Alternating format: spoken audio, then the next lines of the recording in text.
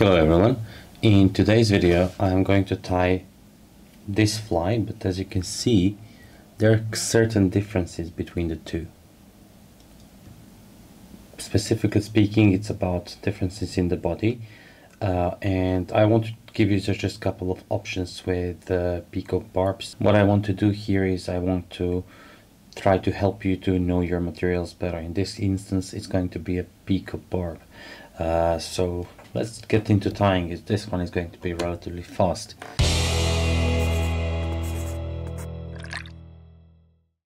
So if you remember my previous video, not the previous but 2 videos ago, I was tying some bulk flies and I had those already prepared bodies.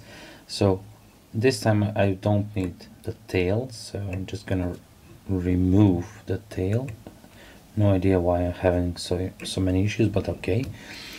Anyway, materials wise, I'm going to use GSP by Semperfli Nano Silk. This one is in 12/0. I'm gonna start my thread after waxing it. So just take a piece of beeswax, run your thread through it once or twice, and it's going to be ready. It's gonna create some more friction. And underbody I already created before is creating some additional friction, taper, and so on, bulk as well. So this time I'm tying with Peacock barb. First material I'm going to tie in is going to be this pink floss that I looped because I want to use double thickness. So because I was using it already a couple of times, it's already cut flush on the other end. So counterspin the bobbin, catch it with 2-3 wraps, then just pull it in. This way you're not wasting not a single strand of this material. I'm not suggesting it's expensive, but no need to waste any material. So after you secure everything here, depending on the way you want to tie your body, so in case that you don't care how your body looks like, you can just catch a couple of Peacock barbs over here by the tips, twist them around your thread in a clockwise manner. If you watch from the above, just wrap it together with thread, you're done. If you want to pay more attention to everything, then you take some flat wire. In this case it's pink, and I'm using pink to match the tag over here. If I was having a red tag, it's going to be a red flat wire. So this one is very good for grayling, as we all know. The grayling loves pink color. So I'm going to wrap Peacock barbs and everything in conventional direction, and the wire as well. So I'll place wire when the hook is inverted on my side, when the hook is not inverted on your side, basically the same side. But because it's easier for me to see, I'm just gonna place it here, pull it to length, let it be sideways, and then with flat thread I'm just going to go up. And as you can see here, it's not cut completely flush with the thread, but because I'm using my flat thread, look at this, just goes nicely under it. And I'm covering those butt ends without any stray fibers. Now here I'm gonna stop, and I'm going to choose, now this may look funny but sound funny, but yeah, I'm gonna choose one of those barbs, not just below the peacock eye, which are great, but those barbs are having super thick taper, which for the hook size 16 is a bit too much. So I'll go maybe 20 centimeters lower, and I'll just pick one barb from the tail. This barb, as you see, has slight taper. I'm gonna cut maybe 3 to 4 centimeters into it from the bottom end, from the butt end, and then counter twist the bobbin holder, catch just maybe 2-3 millimeters of it, just enough what you need to catch this barb. Put some tension on the thread and pull the barb out. You may need to do it twice. Remove the thread wraps, and then your tying point with the barb is clear, nothing there to strip. I want those barbules to cup towards the rear. Absolutely not important for this fly, but it's a technique that's quite nice to see. And as you will see, the barb has kind of a, I want to show you this so you can see this end. You can see the stripped part a little bit more. I mean, it's not stripped, but it's bare, and this end is with those barbules sticking out. But you can obviously see that which way they are cupping, so the cupping should go rearwards. Okay, I'm gonna catch it here. Okay, like this, by an angle.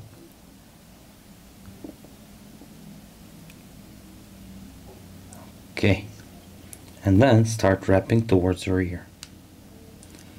And start wrapping, you will see that's already like a biot, kind of biot thing here, because there is a thing that you should overlap with. This way you're creating quite nice, dense body, slight taper, but by choosing which barb you're going to take, the taper can be more or less extreme. When you reach the end, I'm gonna just keep the tension on the peacock barb, but not too much to break it. Take the wire and start wrapping. Catch the first one like you would do on a elk hair caddis. Exactly the same procedure, and now almost the same number of wraps as you did of a peacock barb you should do with your wire. I missed one here.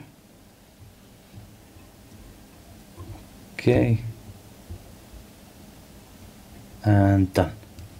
I matted some, but I left most of them. Okay, I'm keeping the tension here, and then keep the tension, helicopter the wire. Another important thing to consider, how to cut the barb, is just to open the scissors, place them in the bottom, and push the scissors without closing the tips. This way you're not cutting those barbules at all. Now, as you can see, you got your relatively dense body with nicely placed wire under it, over it, protecting it very well, and also giving some more pink sheen through it. Now I'm gonna just cut the tag end. This is up to your taste, whether you want it shorter or longer. And now, because I'm not using black thread, I'm gonna use black marker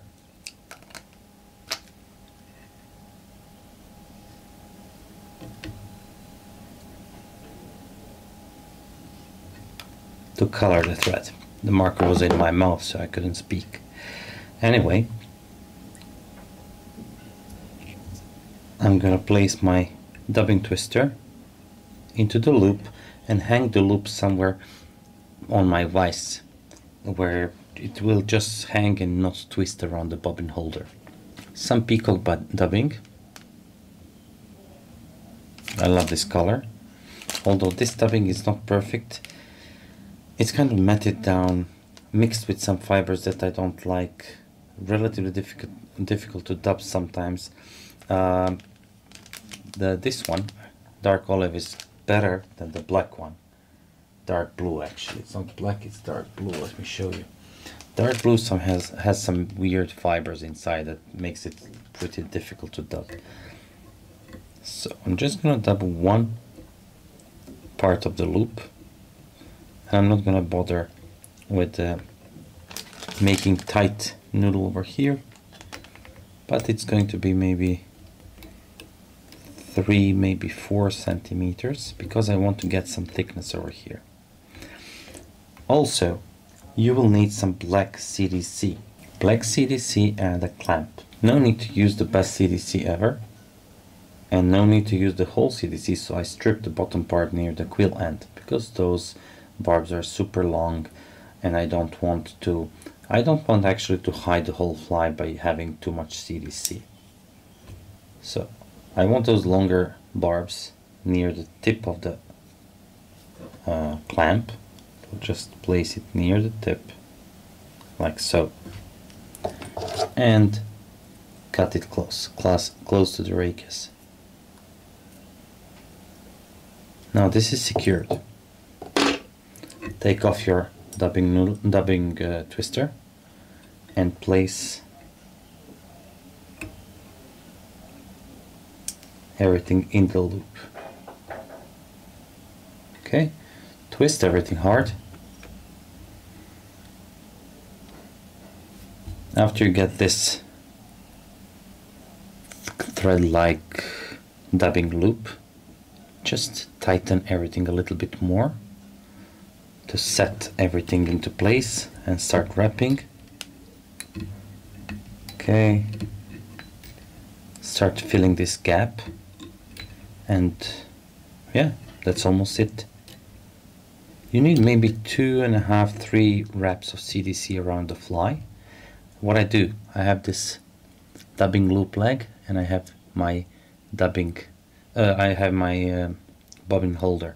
I like to twist both together in a clockwise manner, if you watch it from above, and then I'll make a couple of wraps with my bobbin holder around it to secure it.